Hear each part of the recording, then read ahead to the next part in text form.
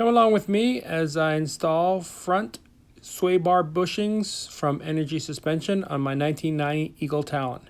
First, I started by putting a little bit of a camphor on the bushing itself. This is very much like what it has from the factory. It just helps the bracket to rotate a little bit easier when you're putting it in.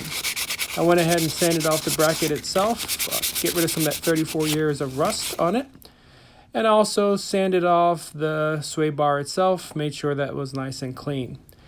I went ahead and marked the bracket because I wanted to open it up, the hole, a little bit more, just to be able to give myself a better chance of lining up the factory bolt into the chassis. Because these things have a reputation of being very tough to get into because you're putting in a much fatter bushing.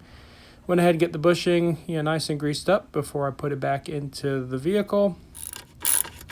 And then I put a longer bolt in initially. That helped me to line up the bracket with the chassis because the bracket does have the ability to slide a little bit back and forth in the chassis itself. And then I used a very large vice grip. It's kind of a C-clamp type vice grip to go ahead and squeeze the bracket down. That way I can be able to get the very short bolt that comes from the factory back in. And then once I have everything lined up, I screw the bolt back into the bracket and torqued it down, German spec, good and tight. And then I think everything is nice and good.